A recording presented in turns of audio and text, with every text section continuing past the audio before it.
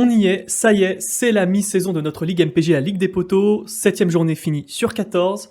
Si vous vous souvenez, on avait fait une précédente vidéo et pronostiqué la position des équipes en lice. Allons voir si nous avons vu juste et ce qu'il en est actuellement.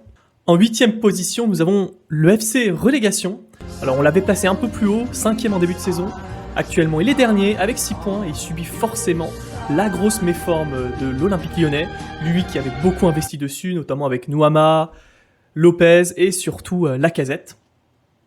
Certains points obtenus tout de même contre des grosses équipes. On peut se souvenir du nul contre Jonas en 2e journée, la victoire contre le tout-dedans en 4e journée, le nul contre Merkel en 5e journée.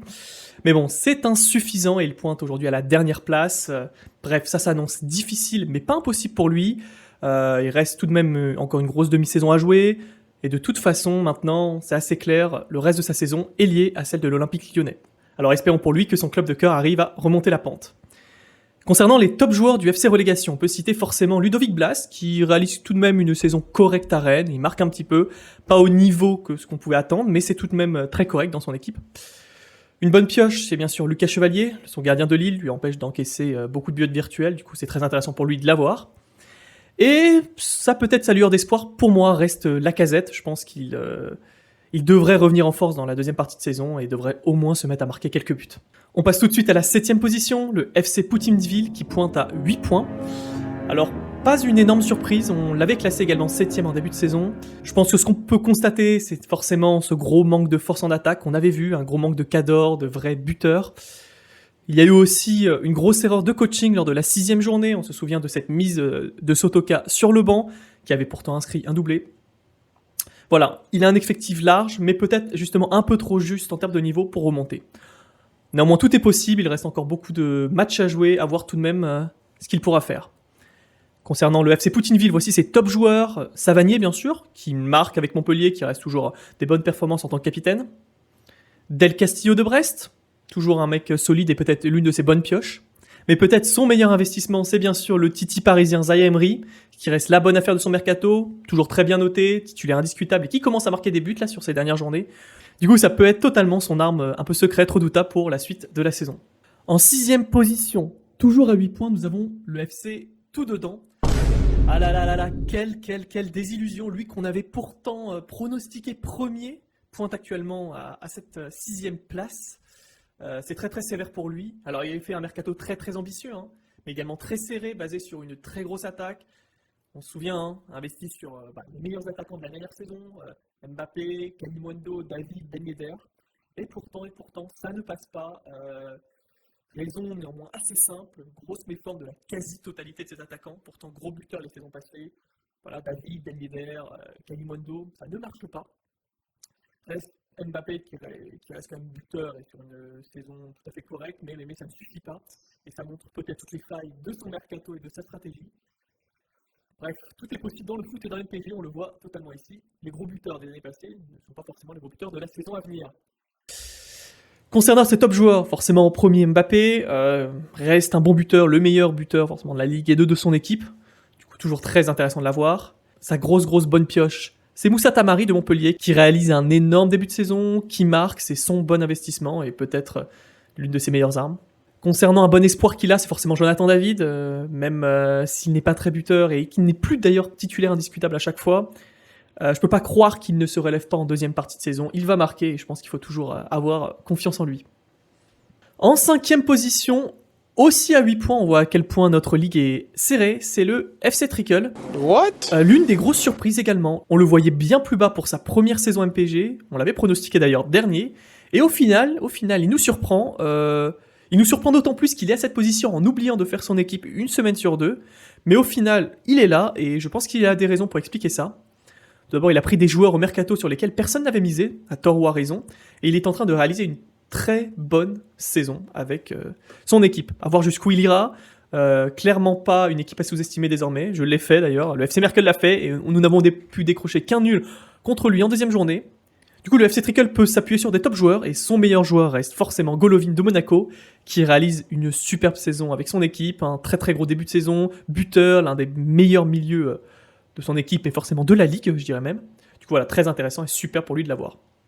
Les Melou, également de Brest, il profite de la bonne forme de son équipe et également un très bon joueur, un peu sous-coté je dirais même, mais pourtant décisif avec son équipe et qui marquera je pense encore quelques buts pour la suite de la saison.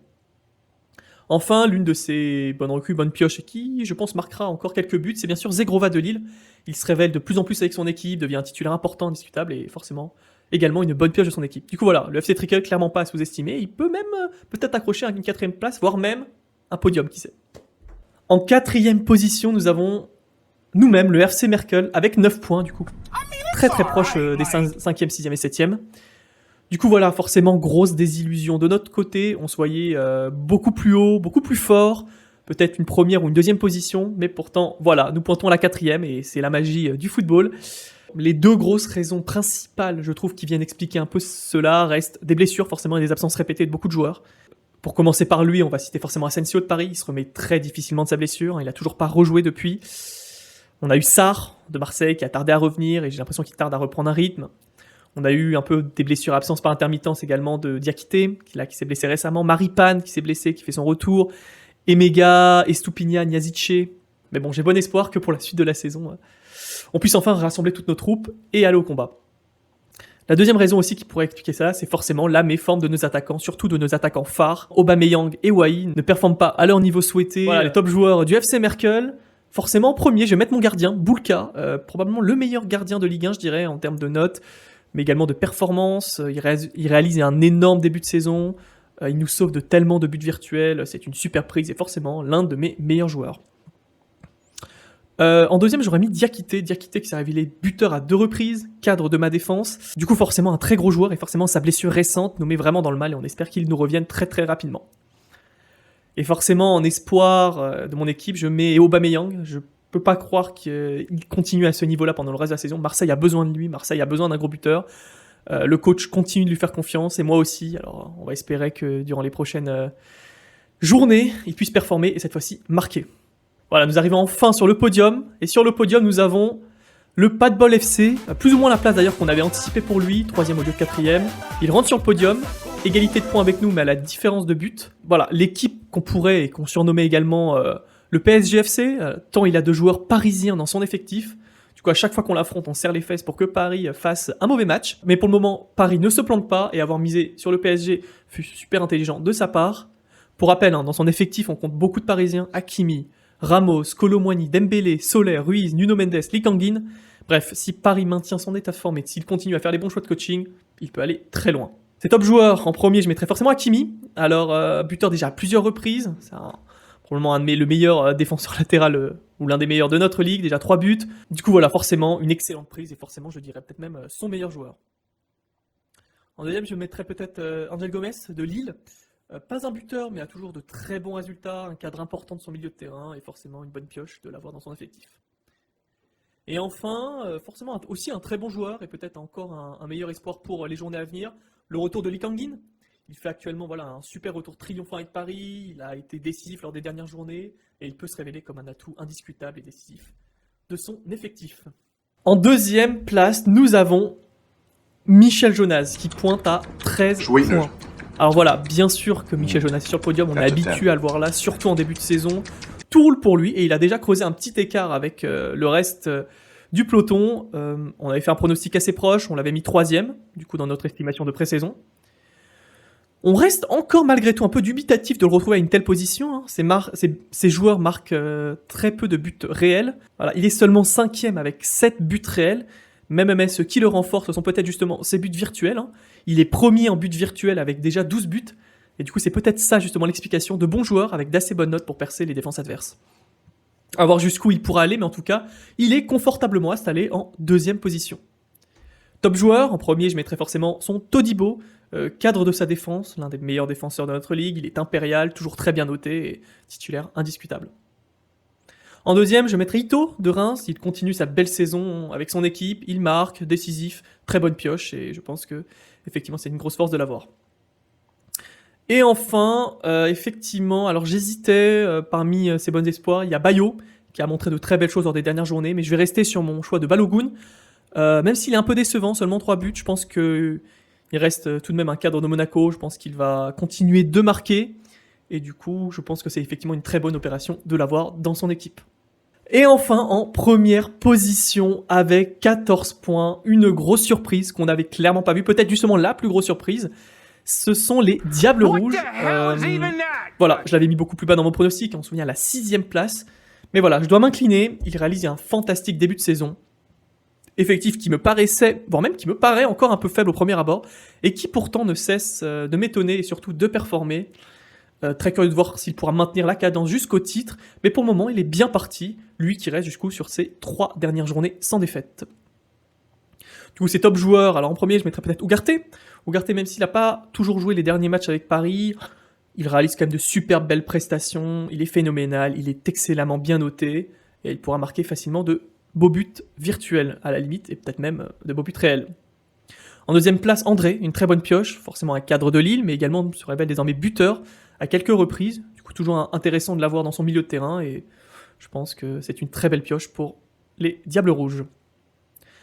Et enfin, peut-être pas sans bon espoir, vu qu'il réalise aussi un bon début de saison, mais Fèvre de Lorient, qu'on attendait, je pense, à ce niveau-là, au moins. Il se révèle un peu décisif, buteur de temps en temps, et je pense qu'il pourra même encore faire mieux. Du coup, bon de l'avoir, bonne pioche de sa part, et du coup, ça constitue forcément tout ça un effectif assez cohérent et plutôt bon. Alors voilà, il reste encore une demi-saison à jouer, bien sûr. Tout est possible pour tout le monde. Vous avez vu, l'écart n'est pas non plus phénoménal avec les 2 premiers. Du coup, rien n'est irrattrapable. Pas mal de surprises du coup en ce début de saison, et je crois qu'on est encore loin d'avoir tout vu. Est-ce que Lyon va se relever et ainsi permettre par la même occasion au FC Relégation de justement ne pas se faire reléguer? Est-ce que Paris va continuer sa bonne lancée et faire les affaires du Pas de Bol FC? Est-ce que les attaquants du FC Tout Dedans et du FC Merkel vont se décider à marquer? Et enfin, est-ce que le duo de tête actuel, à savoir les Diables Rouges et Michel Jonas, vont continuer leur belle aventure pour accrocher le titre?